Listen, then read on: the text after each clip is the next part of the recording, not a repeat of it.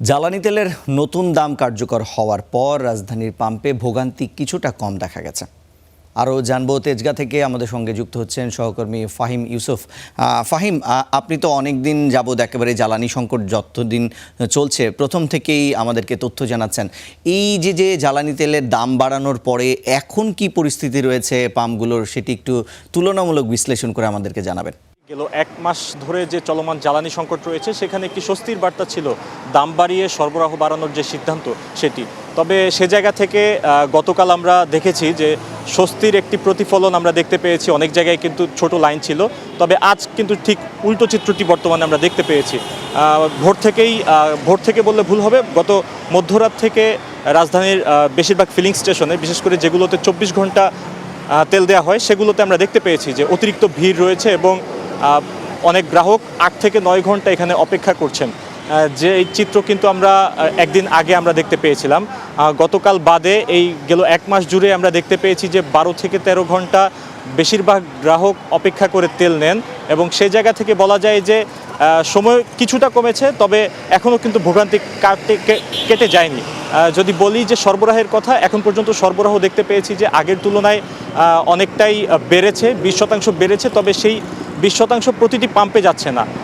সরবরাহকারক যে 3টি প্রতিষ্ঠান রয়েছে, পদ্মা, মেঘনা এবং যমুনা, সে 3টি তাদের খেয়াল খুশি মতো বেশ কয়েকটি পাম্পে দিলেও সবগুলো পাম্পে কিন্তু অতিরিক্ত যে সরবরাহ সেটি এখনও দেওয়া হয়নি। গ্রাহকরা অনেকে বলছেন যে দাম বাড়ার ফলে তাদের জীবনযাত্রার মান বা জীবনযাত্রার ব্যয় বেড়ে যাওয়ার এক ধরনের শঙ্কা তাদের মধ্যে রয়েছে। সে জায়গা থেকে অনেকেই কিন্তু বিরূপ প্রতিক্রিয়া বা এক ধরনের ক্ষোভ প্রকাশ করেছেন। পাশাপাশি অনেকের মাঝে কিছুটা হলেও স্বস্তি দেখতে পেয়েছি যে আগের তুলনায় কিছুটা সময় কম লাগছে, এজন্য অনেকেই কিন্তু স্বস্তি প্রকাশ করছেন।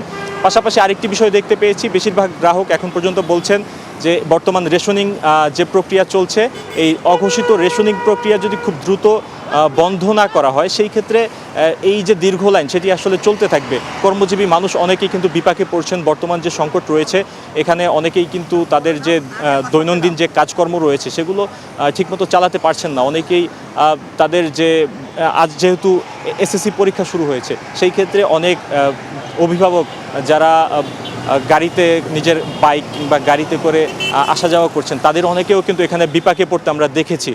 তবে সব মিলিয়ে গ্রাহকদের প্রত্যাশা যে দাম যতটুকুই বাড়ানো হোক, দাম বাড়ানোর সঙ্গে যাতে সরবরাহ খুব স্বাভাবিক করা হয় এবং বেশিরভাগ পাম্পে যাতে সরবরাহ স্বাভাবিক করে দেওয়া হয়। যদি এটি করা হয় তবে খুব শীঘ্রই হয়তো কেটে যাবে বর্তমান যে জ্বালানি সংকট রয়েছে সেটি। এই ছিল আমার কাছে সবশেষ। ঋষান।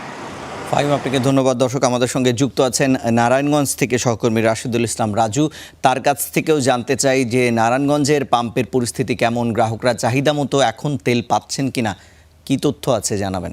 ধন্যবাদ আপনাকে। জ্বালানি তেলের মূল্য বৃদ্ধির পরও আসলে নারায়ণগঞ্জের যে ফিলিং স্টেশনগুলোতে আসলে তেমন কোনো প্রভাব পড়েনি। আগের মতোই যারা গ্রাহক রয়েছেন তাদের দুর্ভোগের মধ্যেই পড়তে হচ্ছে। দীর্ঘক্ষণ তারা লাইনে দাঁড়িয়ে থেকে আসলে তারা তেল সরবরাহ তাদের সংগ্রহ করতে হচ্ছে। এদিকে আমি এখন নারায়ণগঞ্জ শহরের যে চাষারার যে ফিলিং স্টেশনটি রয়েছে এটিতে আমরা লক্ষ্য এসে যেমনটা জানতে পেরেছি যে গতকাল দুপুরের পর থেকে এখানে অকটেন সংকট রয়েছে। এর ফলে যারা গ্রাহক রয়েছেন তারা দুর্ভোগ নিয়ে আসলে ফেরত যেতে হচ্ছে।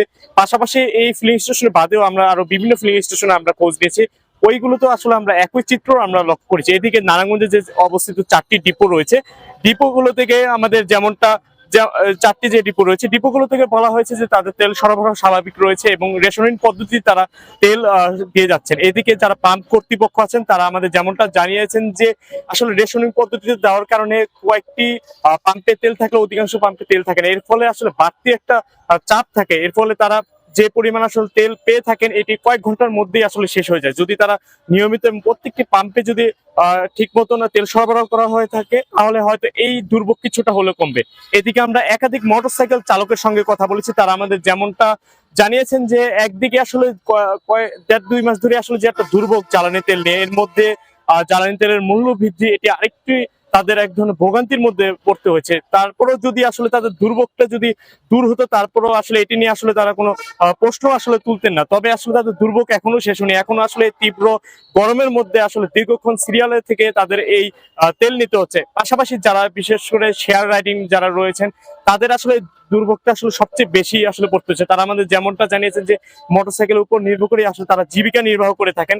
এই তেল সংগ্রহ করতে তাদের দেখা গেছে 5 থেকে 6 ঘন্টা সময় লেগে যাচ্ছে। এর ফলে তারা জীবিকা নির্বাহ করা আসলে অনেকটাই সাধ্য হয়েছে। এদিকে নারায়ণগঞ্জে যে 4টি ডিপো রয়েছে, পদ্মা, মেঘনা, যমুনা, প্রত্যেকটি ডিপো থেকে গতকাল থেকে তেল সরবরাহ স্বাভাবিক রয়েছে। পাশাপাশি গত কয়েকদিনের তুলনায় তেল সরবরাহ বৃদ্ধি করা হয়েছে। তবে আসলে নারায়ণগঞ্জে যে তেল পাম্পগুলো রয়েছে, এখনো আসলে তেলের সংকট কিন্তু এখনো দূর হয়নি। কবে নাগাদ আসলে সংকট আসলে দূর হবে তারাও বলতে পারছে না। এদিকে আমি এখন নারায়ণগঞ্জ শহরের যে ফিলিং স্টেশনটি রয়েছে, প্রান্তিক ফিলিং স্টেশন, এই পাম্প মালিকের সঙ্গে কথা হয়েছে। তারা আমাদের যেমনটা জানিয়েছেন যে আজ তারা এখনো পর্যন্ত ডিপো থেকে তেল পাননি। তেল পেলে হয়তো তারা আগের মতো আসলে তেল সরবরাহ করতে থাকবেন। এদিকে আমরা এই পাম্পের সামনে আসলে তেল না থাকলেও আমরা অনেক প্রায় শতাধিক মোটরসাইকেল আসলে আমরা ভিড় আমরা লক্ষ্য করি যে তারা তেল সংগ্রহের জন্য তারা অপেক্ষা রয়েছেন। আসলে এই ছিল আসলে নারায়ণগঞ্জ থেকে আসলে আমার কাছে সবশেষ তথ্য। রিশান। রাজু, আপনাকে ধন্যবাদ। দর্শক, আমরা নারায়ণগঞ্জের পাম্পের পরিস্থিতি জানছিলাম, আমাদের সহকর্মী রাজু যুক্ত হয়ে আমাদেরকে জানাচ্ছিলেন।